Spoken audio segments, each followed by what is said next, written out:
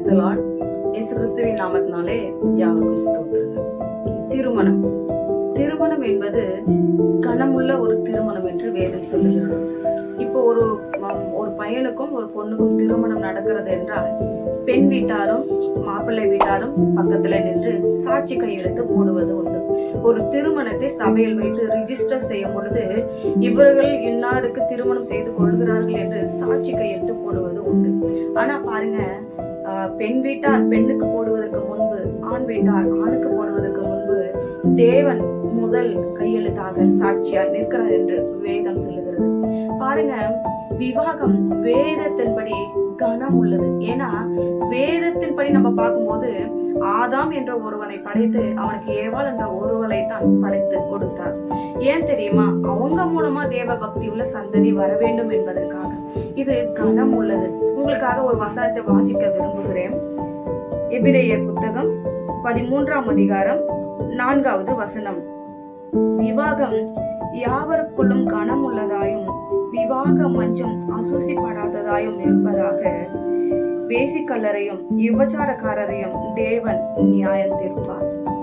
இது ஏன் பின்னாடியே வேசி அப்படி என்று சொல்லப்பட்டிருக்குன்னா, விவாக மஞ்சம் என்பது குறிப்பிட்ட அந்த திருமணம் செய்து கொண்ட அந்த கணவனுக்கும் மனைவிக்கும் அந்த இருவருக்கும் மட்டுமே சொந்தமான அந்த ஒரு மஞ்சம் என்பது சொந்தம்.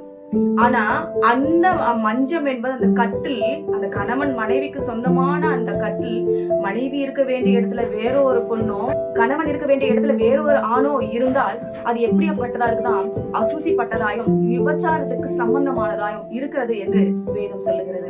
எனவே தேவ பிள்ளைகளே, நீங்க என்ன செய்ய வேண்டும்? அந்த மஞ்சத்தை பரிசுத்தமாய் பாதுகாத்துக் கொள்ள வேண்டும். சரி, இன்னொரு வசனம் கூட நம்ம வாசிக்க போகிறோம். மல்கியா அதிகாரத்துல 14வது வசனம் நான் வாசிக்கிறேன் பாருங்க. உனக்கும் உன் இளவயதின் மனைவிக்கும் சாட்சியா இருக்கிறார். உன் தோழியும் உன் உடன்படிக்கையின் மனைவியுமாக அவளுக்கு நீ துரோகம் பண்ணாதே. பண்ணினாயே நீங்க போட்டிருக்கு, பண்ணாதேன்னு நான் சொல்றேன். உனக்கும் உன் மனைவிக்கும், உன் தோழியாகிய உன் மனைவிக்கும் உன்னுடைய சொந்த பந்தங்கள் சாட்சிவா நிற்பதுக்கு முன்பதாக தேவன் முதல் சாட்சியாய் வந்து உங்களுக்காக நிற்கிறார். தேவனே சாட்சி. உங்க இருவருக்குள்ளேயும் திருமணம் நடந்ததுக்கான சாட்சி தேவன் ஒருவரே. எனவே நீங்கள் தேவன் எல்லாவற்றையும் பார்த்திருக்கிறார், தேவன் நியாயம் தீர்ப்பார் என்று பயந்து நீங்கள் என்ன செய்ய வேண்டும்? தேவனுக்கு கீழ்ப்படிந்து அந்த கனமுள்ள அந்த திருமணத்தை நீங்களும் கனப்படுத்த வேண்டும் என்று வேதம் சொல்லுகிறது. அதற்கு கீழே பாருங்க, அதுக்கு தொடர்ந்து நீங்க 15, 16 நீங்க படிச்சு பாத்தீங்கன்னா, அவர் ஒருவனை அல்லவா படைத்தார். எதற்காக ஒருவனை படைத்தார்? எதற்காக ஆதாம படைத்து அவருக்கு ஏவாளை படைத்தார்? அவர்கள் மூலமாக தேவ பக்தி உள்ள சந்ததி வர வேண்டும் என்பதற்காக. ஒரு கணவனும் மனைவியும் பெற்றெடுக்கிற ஒரு சந்தானத்துக்கு பேர் தான் தேவ பக்தி உள்ள சந்ததி. கணவன் வேறொரு மனைவியை திருமணம் செய்து கொண்டு அவர்களுக்கு மூலமாய் பிள்ளைகளை பெற்றெடுத்தால் அதற்கு பேர் எப்படி? அசூசிப்பட்டது. அதற்கு பேர் எப்படி? விபச்சாரத்துக்கு சமம் என்று சொல்லுகிறது. ஒருவனுக்கு ஒருத்தி, அதுதான் வேதம் அவ்வளவு தெளிவாய் சொல்லுகிறது. ஒருவனை அல்லவா படைத்தார். பாருங்க, தள்ளி விடுதலை தேவன் இருக்கிறார். எந்த இடத்துல கனமுள்ள திருமணத்தை நீ செய்து கொண்டாயோ, எந்த திருமணத்துக்கு தேவன் சாட்சியா இருந்தாரோ, அந்த திருமணத்தை நீ கனப்படுத்தி வாழும் பொழுது, அந்த கணவனை அந்த மனைவியை நீ கனப்படுத்தி அதுக்கு மரியாதை கொடுத்து நீ அதை வாழும் பொழுது அது கனமுள்ள திருமணமாய் கடைசி வரைக்கும் நிலைக்கும். ஆனா யார் எனக்கு சாட்சியாக நின்றால் என்ன?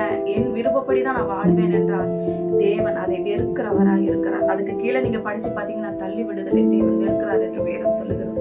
எனவே தேவ பிள்ளைகளே, திருமணம் என்பது தேவன் நிற்கிற சாட்சியா நிற்கிற ஒரு திருமணம். அது மாத்திரமல்ல, தேவனே அதுக்கு என்ன பண்றாரு? கனப்படுத்துகிறார். அப்படிப்பட்டதான ஒரு திருமணமா உங்க வாழ்க்கை இருக்கிறதா என்று நீங்கள் ஆராய்ந்து பாருங்க. செபிக்கலாமா? நல்ல தகப்பனே, உம்மை ஸ்தோத்திரிக்கிறார் ராஜா. திருமணம் என்பது சப்பா தேவனால் வருகிற ஒரு காரியம். மனைவியை கண்டடைகிறவன் நன்மையானதை கண்டடைகிறான் என்று வேதம் சொல்லுகிறது. தகப்பனே, இது போல இந்த திருமணத்தை தேவன் ஆசீர்வதித்து நன்மையாய் முடிய பண்ணும். இயேசுவின் நாமத்தில் செபிக்கிறோம் பிதாவே, ஆமென்.